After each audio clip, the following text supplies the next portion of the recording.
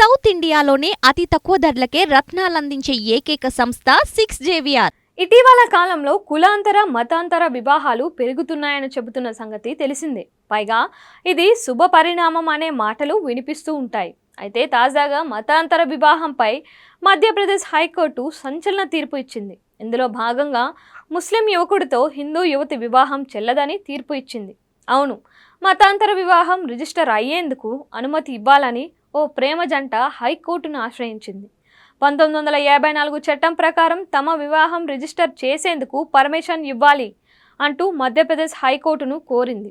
ఇలా పోలీస్ రక్షణలో ప్రత్యేక వివాహం కోసం ఒక జంట చేసిన అభ్యర్థనను కోర్టు తిరస్కరించింది. వివరాల్లోకి వెళ్తే మధ్యప్రదేశ్కు చెందిన ముస్లిం వ్యక్తి హిందూ మహిళ పెళ్లి చేసుకోవాలని భావించారు. అయితే వారిద్దరూ తమ మతాలను మాత్రం వదులుకోకుండా కలిసి జీవనం సాగించాలని నిర్ణయించుకున్నారు. దీంతో పోలీస్ రక్షణ కల్పించడంతో పాటు ప్రత్యేక వివాహ చట్టం ప్రకారం పెళ్లి చేసుకునేందుకు అనుమతించాలని కోరుతూ హైకోర్టును ఆశ్రయించారు.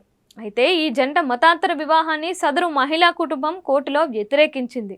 వారిద్దరూ పెళ్లి చేసుకుంటే సమాజంలో తమ పరువు పోతుందని వాపోయింది.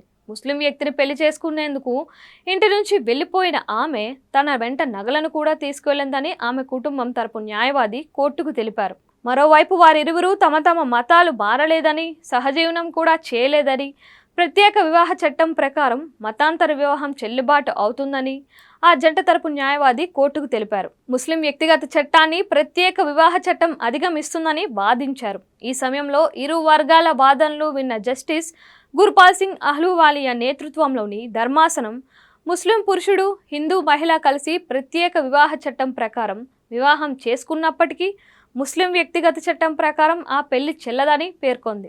ఆ జంట పిటిషన్ను తిరస్కరించింది.